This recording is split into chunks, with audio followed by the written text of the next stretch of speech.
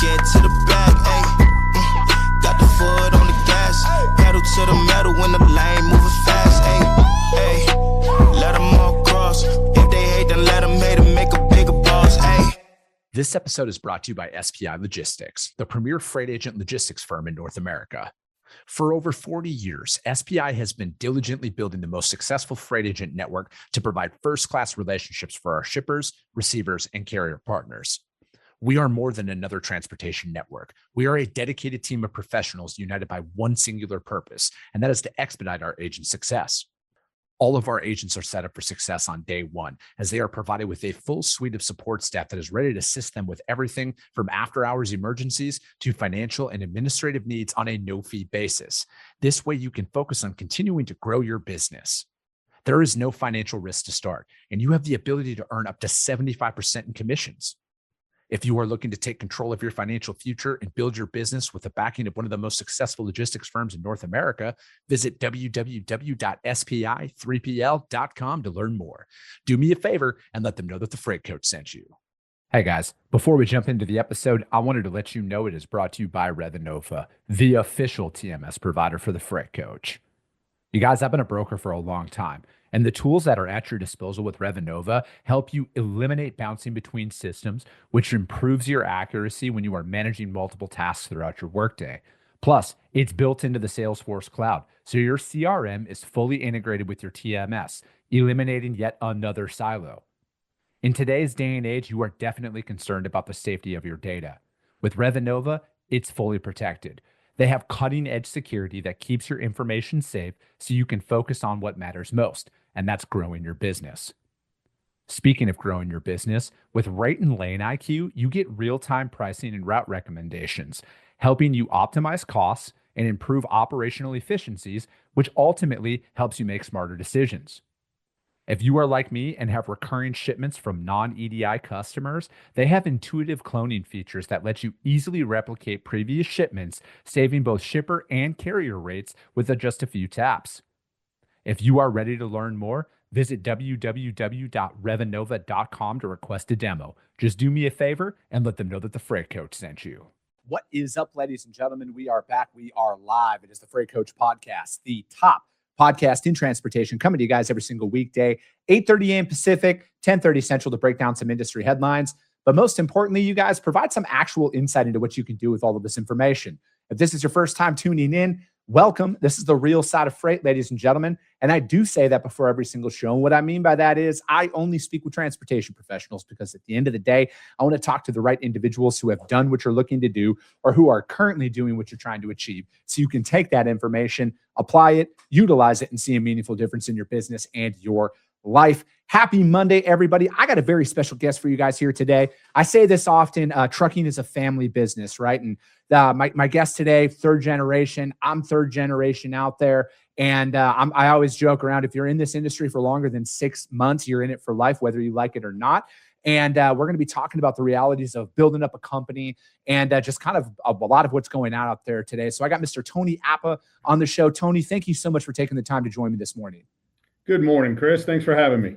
No, man, I'm looking forward to this, right? Like, I know we just met last week, and I truly felt like we could just go on for like hours and hours about this stuff, because it's, it's one of those things, man, when you meet, I've kind of broke down my classifications of guests into like two groups of people. The ones who are passionate about what they do, like they would do it for free no matter what. And then there's a group that are paid to be passionate, i.e. they'll pump any product that's out there. It doesn't matter. And, hearing your story about your, your family company and everything, man, like, you bleed this stuff. And I always love sitting down with people like yourself. So Tony, I appreciate that. And so, dude, how did you get your start in freight, right? Or how did your family get their start in freight?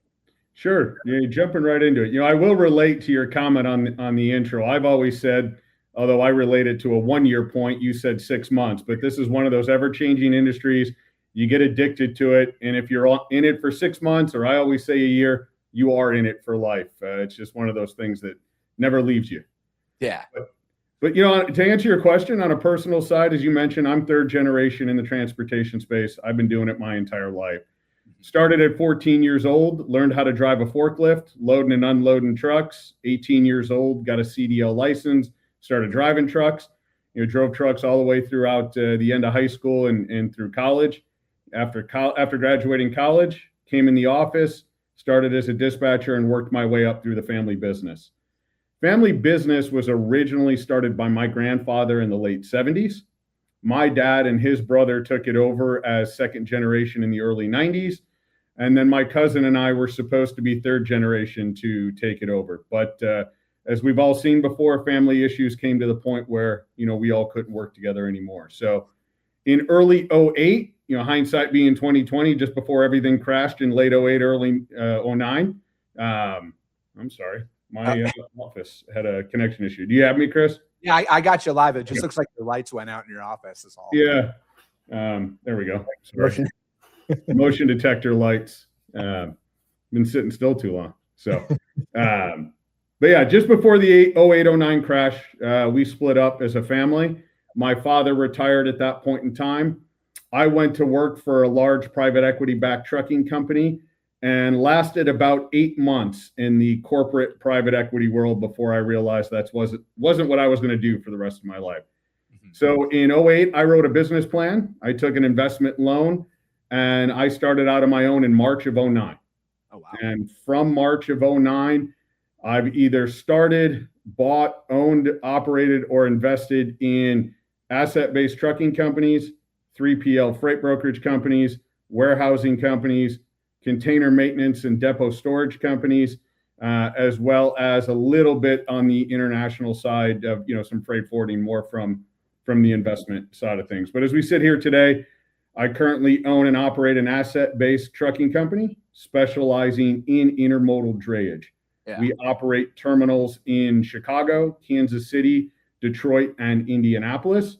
We're a little shy of 200 trucks, and about 500 privately owned chassis, and about 95% of what we do is all intermodal trucking. I also currently own part of a captive insurance group that insures trucking companies along with my own, and then a lot of industrial and what they consider IOS properties in and around truck terminals and things of that nature throughout the Midwest.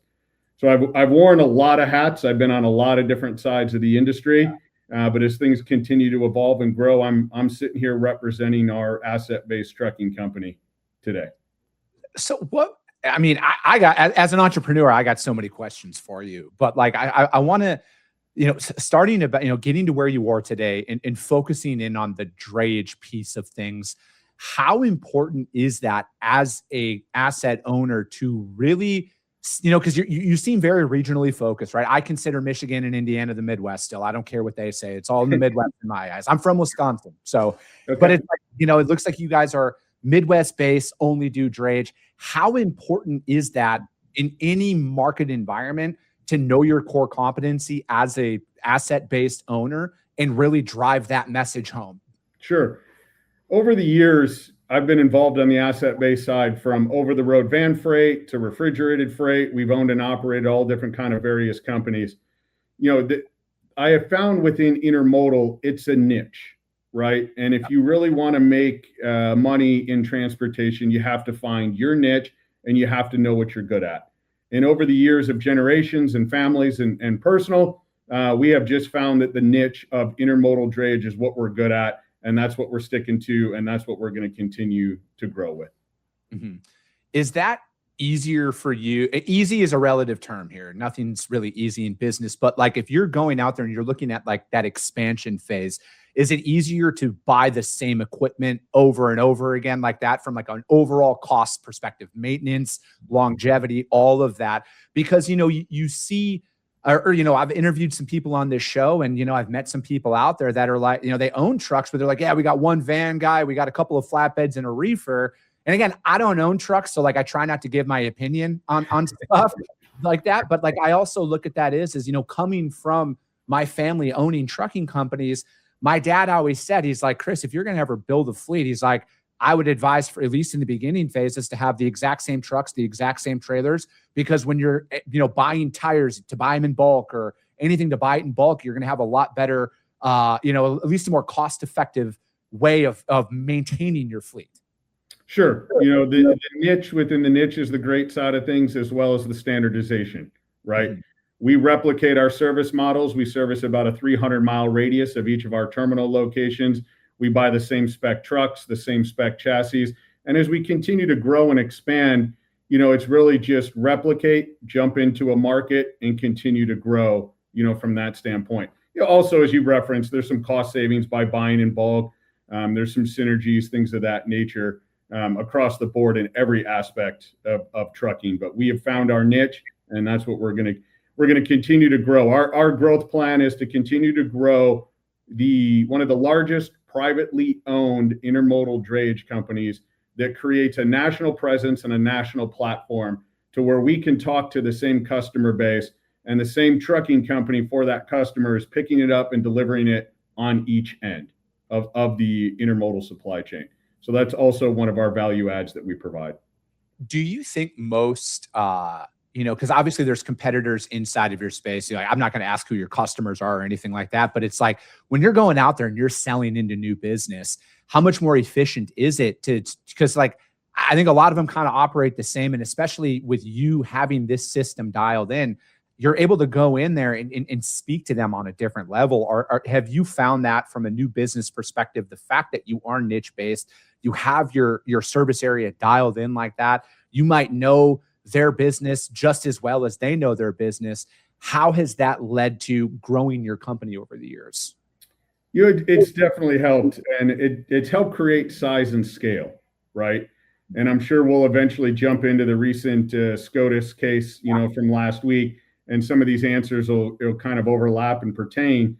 But when you look at the FMCSA and DOT data, 99, almost a little over, let's back it up, 90% of trucking companies in the for-hire market have less than 10 trucks in their entire fleet, right? That's a big staggering number of fragmentation from that standpoint.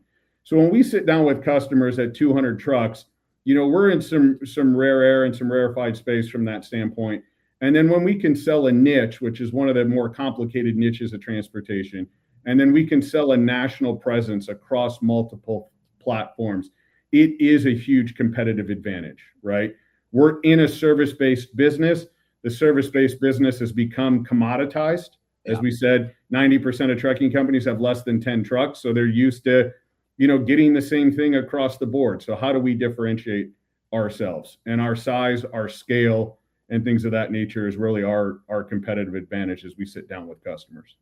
How do you differentiate yourself out there, right? Because I've pulled a lot of the data here recently, and we'll get to that with the SCOTUS ruling here, but it's like there's 23,000 freight brokers that are out there right now. And that's just like MC numbers. That's not agents, sub-agents, everything else. Like it's a lot larger footprint. But then, again, you look at the trucking side of things as well, where, I think it's the last thing that I saw, Tony, is 97% of the trucks on the road are 20 truck or less operations as well, right? So that's like the overwhelming majority. Right. I've met a lot of really successful people on this show. And I had an executive at a fleet tell me once, he's like, once you cross that 100 truck mark, things are different out there from a business development standpoint, because like it just said, it's like a different axe you're swinging at that point, where not that customers take you more seriously, but like they can see the synergies inside of their supply chain and the reliability that comes along with it. Did you notice that shift after you hit that 100 or 200 truck marks, where maybe the conversations did look a little bit differently? You're not as much as a commodity, a churn and burn. You're like, hey, we got a lot on the line here. We want to integrate in with a customer that speaks the same language that we do. Absolutely.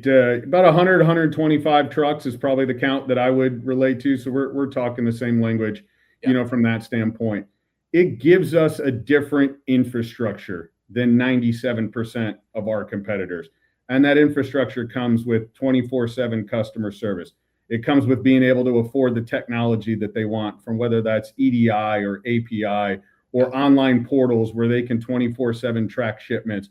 We get full visibility to our TMS on an online portal. The customer sees what we see, extreme transparency. Most of our competitors don't do that, because if something happens, they want to be able to beard it or give an excuse or things of that nature. So that definitely helps. And then, relating to, again, the SCOTUS case, at our size, we're not just selling to the freight brokerage community. Do we have freight brokerage customers? Yes, we do. They have definitely grown and expanded in their services and their viability in the industry. But at our size, we also have a complete sales team. We're out there selling to the BCOs and the shippers direct. We're talking to the NVOs, the freight forwarders, the brokers, the customs house brokers, whatever it may be. We have such a diverse group of customers. Being 3 generations, one of the things I've taken from my grandfather and his big piece of being successful in this industry was never let one customer become more than 10% of your revenue source as you continue to grow and scale. And I've lived with that in all of my years of business. And over the years, we've made acquisitions, and almost 95% of the acquisitions we've made, customer concentration is in the 60, 70, 80%, for the top 2 or 3 customers. And unfortunately, for various reasons, and again, I'll relate back to the SCOTUS case, it's continued to evolve and grow down that path as technology and service offerings continue to grow, as well. So, speaking of technology and that complete visibility, how important is it for you, like as a business owner, going out there and vetting tech providers to make sure that they have like a ready product that your customer requires? Because, interviewing a lot of people on the show, there's a big difference between like API integration ready and on our roadmap, could be here in 6 months to a year style conversations. For sure. A lot of people that aren't in this industry, and a lot of people never paid attention to this industry until the pandemic hit and supply chain was the hottest topic, right? It's one of the oldest industries in the country. Yep. And unfortunately, it's still very, very archaic to this day. The fragmentation of, 97% of trucking companies being less than 20 trucks, most just can't afford the technology, right? And that's part of the service offerings that the 3PL brokerage industry has offered, is kind of the technology on behalf of the trucking companies and things of that nature, right? So vetting technology is a very important piece. We work with a couple good managed service providers and things of that nature. We're a customer of WiseTech Global. That's the parent company to most of the technology that we've purchased, along with our ELD and camera provider, Samsara.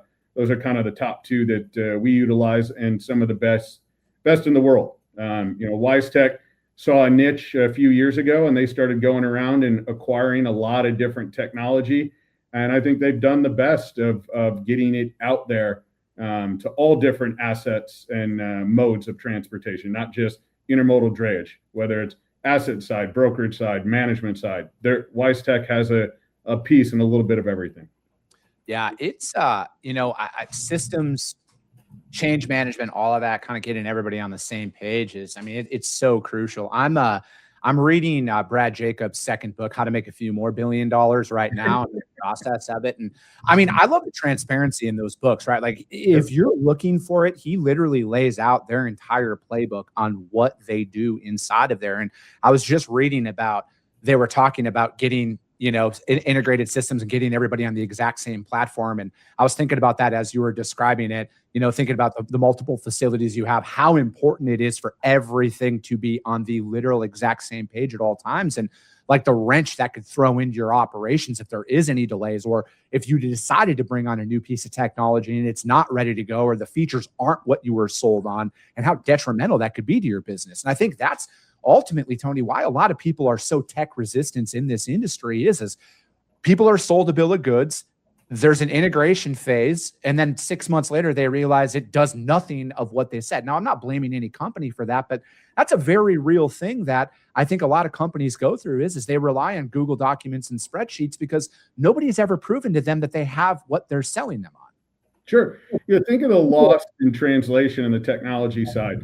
We're all spoiled here in the US because Amazon is in front of our face, right? Yeah. And we can go online and order something from Amazon, and now they're selling 30-minute delivery windows, in some of the newer areas. And we can watch every step of the supply chain from Amazon's warehouse to our front door, right? Yeah. A few years ago, someone in the transportation space gave me this analogy, and I tell it because I think it really hits home. That from the Amazon side in front of our face, or what he used was his son loves Domino's pizza, right? And he can come home after work and he can order a pizza for his son, and he could pretty much watch the pizza being built, put in the oven, put in the delivery truck, and come right to his front door, right? but it's controlled. It's in the final mile piece. It's all one provider. It's all one platform. It's Amazon or it's Domino's, right? Yeah. And he works in transportation, and he also works on the international side of things. And when you ship internationally, there's usually a minimum of 4, 5, or 6 providers that are touching that shipment in its life cycle, right? And he used the analogy that Best Buy was one of his customers, and at any given time, he had tens of millions of dollars of electronics on the water, on the rail, on a truck somewhere, and he could barely give Best Buy a 2 to 3 week window of where his freight was and when it was going to show up, because there was no one technology platform that integrated all 5 or 6 providers to really be able to give that visibility, right? And that's starting to happen here finally from the tech piece of things. Yeah. So, speaking of technology, and you said you're a part of a co-op insurance program as well, and I'm going to tie this into everything that came down last week with the SCOTUS decision out there. I think that again, everybody, if you want a legal scholar opinion, just go pull up Instagram or TikTok or LinkedIn. Everybody's a legal scholar out there, but I see a lot of what came down here, and I'm an optimistic realist, Chris, or Tony. Like, I truly am. I'm an optimistic realist. And I look at what happened last week, and I'm, we can't control it, right? Like, I think as an operator, my first mindset is, well, damn, that sucks. I got to find a way to win now, no matter what, right? How are you out there, and do you think that this is actually a big opportunity for carriers like yourselves that, you were talking about that integrated visibility inside of your operation, insurance, you're a part of. I mean, has your sales strategy essentially changed after what came down? And like, hey, how do we prop this up? Absolutely. I think it's going to be a big advantage for anybody on either side of the aisle, whether you're the 3PL brokerage side or you're the asset-based side. Mm-hmm. If you've done it the right way from the start, you will eventually win out. Is the road going to be bumpy? Absolutely, right? Enormous changes like this that came down with the SCOTUS ruling are going to take years to figure out how it's going to play out, right? There's going to be a lot more court cases. There's going to be a lot more legal precedents set down on both sides. So we just have to continue to stay aware, stay open to it, and things of that nature. I'm happy to dive into the SCOTUS ruling and what I think of it and what I think it's going to do, right, and my view on it. So I would love to hear your opinion on this, Tony.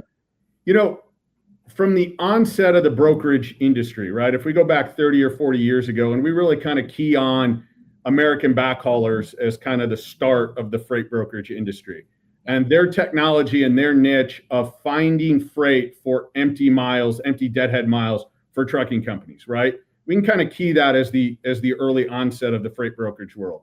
And then when C.H. Robinson acquired them, and C.H. Robinson continued to grow into the one of the largest behemoths that it is, the industry as itself evolved. When it first started back then, I wholeheartedly agree with the ruling that was in place that the brokers didn't have liability, because really all they were trying to do was help fill a niche of empty miles, right? As that's continued to evolve, they have become much more integrated into the trucking industry and the shipper side of things as well. They've really become an extension of both. And if they're going to become an extension of both, then they need to have more skin in the game on both sides. Mm-hmm. So from that standpoint, and I'll elaborate here in a second, I think it's a good thing, that's. Oh, there we go. You got me, Chris? Yeah, I got you. Can you hear me? Yeah, I got you now. Sorry, we just had a bad lightning storm here in Chicago. I heard it. Here. To be honest with you, Tony, I heard it. I was like, either a plane just flew over or that was thunder. Hang on, I'm losing your sound here. All right, no worries. There we go. I got you now. So, they've become a much more integrated part, things of that nature. I think the wholehearted problem with the supply chain from a safety standpoint, because that's really what the SCOTUS was trying to get to, was the safety of our industry. I think the core problem is the very limited barrier to entry on both sides. on the 3PL and the asset-based side. Our regulations and our authority that we're dealing with were set in the 80s, and nothing has changed since then, right? Right now, trucking companies have to carry a minimum of $750,000 of auto liability insurance. Inflation adjusted, that's close to $3 million today, just from a pure inflation standpoint. If we look at the medical side of things, it's a $5 million inflationary number. At $5 million of auto liability insurance, that changes the landscape from the asset-based side of things, right? And then on the freight brokerage side, if you can get a contingent cargo policy, some GL, which are minimal, numbers, and a $75,000 surety bond, which most surety companies will give you a payment plan to even get there if you've got halfway decent credit. That, I think that is the core of the problem, right? And then as the 3PL side has become more integrated into shippers and into trucking companies, right? Everyone's got to make a margin, and we all need to make money. So where do the asset-based side guys cut to be able to live up to some of that, to where the 3PL freight brokerage side needs to make money? As we kind of alluded to earlier, at my size and scale, I have a full sales team, right? Yeah. When 97% of trucking companies have 20 trucks or less, they don't have a sales team. They rely on the 3PL freight brokerage side to be their sales arm. And there's plenty of those trucking companies that just chase load boards and chase brokered freight. I'm not saying there's anything wrong with that, but that's just how the technology and the industry has evolved, right? And unless there's a regulation change with the fragmentation that's in our industry, it's very hard to get the whole group to come together to make some systematic changes, right? 60 Minutes did a big piece on chameleon carriers a few weeks ago, and the bad side of where the trucking industry has gone. Unfortunately, that seems to be more of the norm these days, hoping that the SCOTUS ruling and hopefully the continuation of some increased barrier to entries will continue to change that. I'm optimistic for it. 3 generations doing it. I think we'll get there, but this is definitely going to upend things and change things for the time being.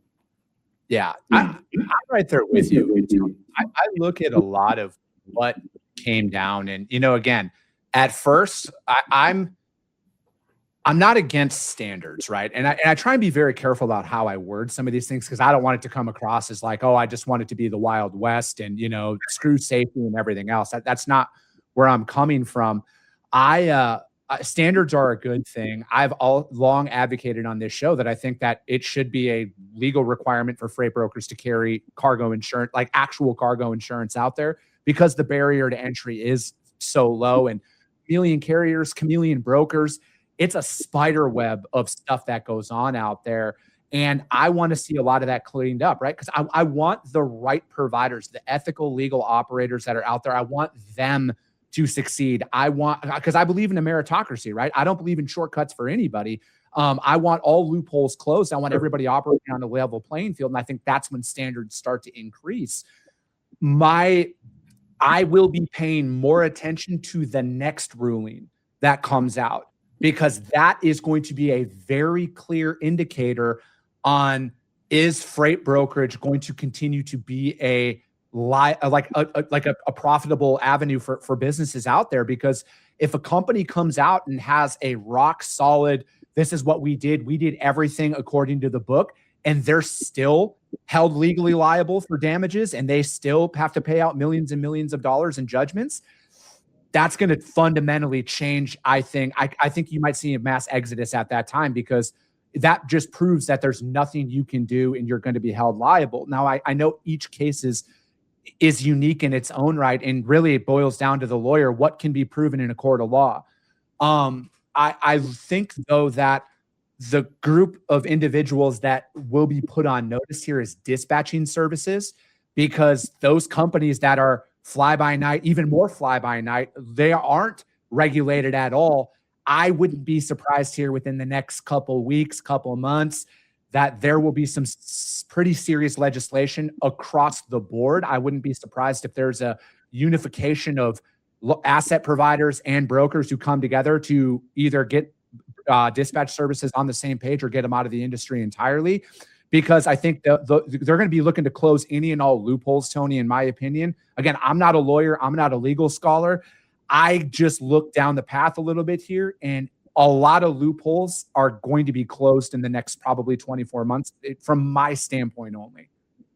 No, I would wholeheartedly agree with that, right? There's a lot of loopholes now.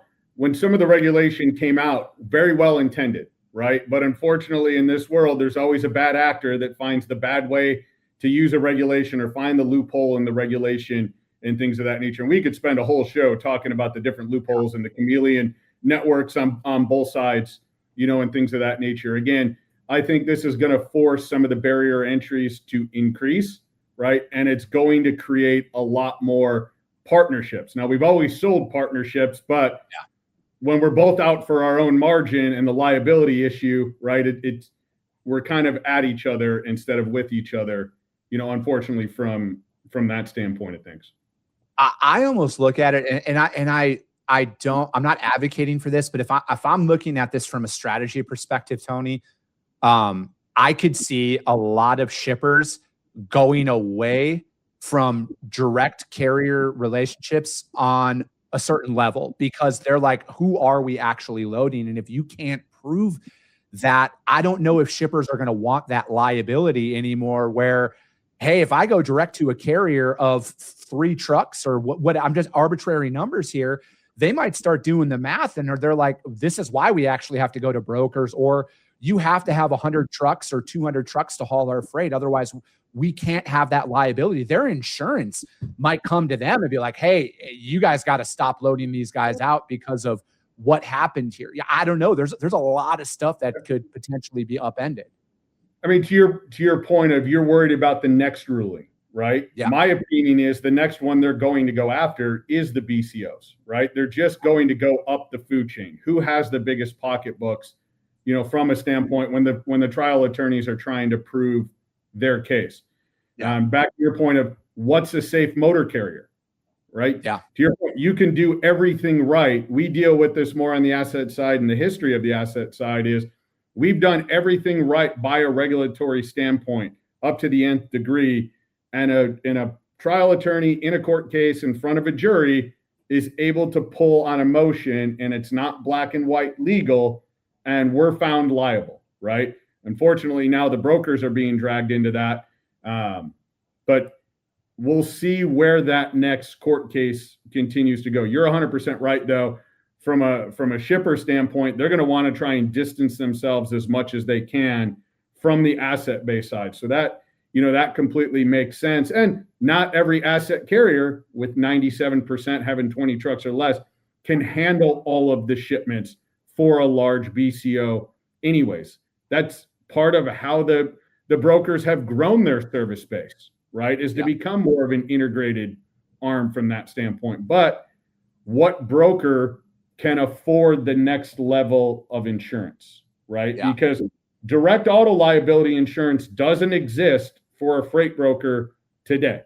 Contingent auto liability exists, right?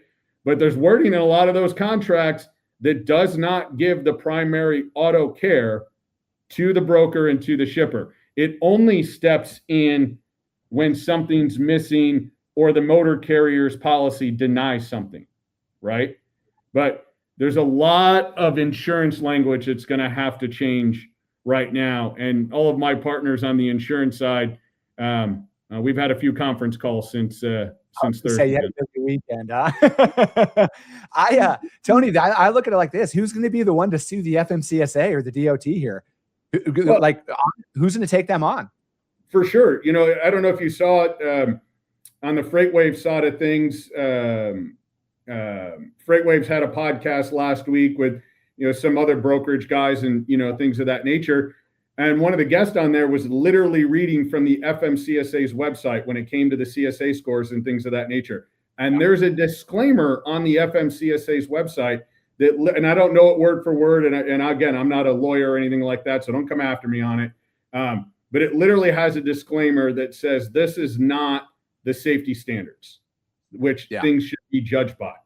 Even though that's what they're selling, they literally have a legal disclaimer on it that you can't go 100% by their numbers and their scores to set safety standards for a motor carrier, right? So it goes back to the question, what is a safe motor carrier?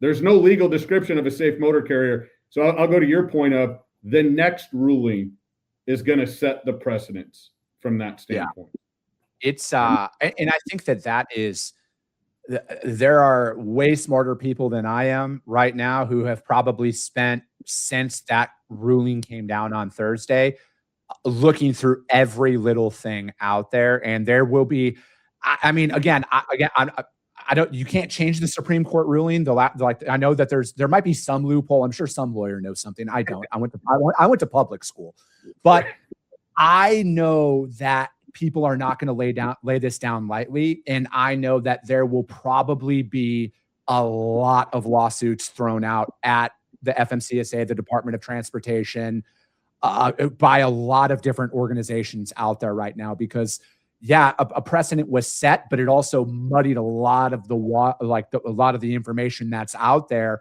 And I mean, could this be a step in the right direction? We'll see. I don't ever want to be the first to talk about stuff. I like to exercise this thing called thought, Tony, where I take some days and think about this, because, you know, again, emotionally speaking, as a broker, I'm like, damn, that really sucks, right? Like, look at all of that exposure that I have to take on now. And again, that's why I'm waiting for, unfortunately, the next court case that comes about here, because I think that will paint a lot clearer picture for a lot of us moving forward. And, you know, if you're in the M&A space out there, you might get, you know, you might have a lot of opportunities to buy a lot of companies here, depending on how some of these things shake out. But, you know, I look at it is, you know, I've only been self-employed now for a little over 6 years. Everybody told me back in COVID, nothing's going to work out. The world's going to change. Everything's going to be, you know, blah, blah, blah. There's always going to be something, though, you know, like whether it's a law, Supreme Court ruling, change in administration in DC, there's always something that could stop you in business. And if you're going to be out there on your own in any capacity, it is your literal job to find a way to win and play the hand that you're dealt. Yeah, absolutely. And I think, to one of your previous points there, unfortunately, I think the industry is far behind this ruling, because, to be honest, I think 99% of the industry thought that the ruling would go the other way, right? Correct. So I don't think the industry is as prepared as all of the legal experts the last couple of days across all the different social media platforms claim to be.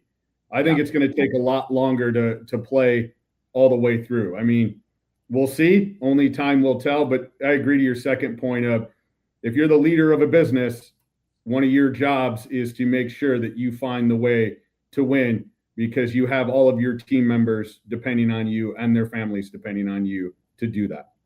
No, I agree. Tony, thank you so much for your time. I want to have you back on at some point this year. I truly enjoyed talking to you about all this. How does anybody reach out to you to find out more, if you guys are hiring or anything like that? Yeah, I mean, the easiest way is to go to our website at marketexpress.com. All of our contact information's on there. Our emails are on there. Our phone numbers are on there. That's the easiest way. Just keep in mind that Market Express is spelled MARK-IT, you know, from a play on word standpoint.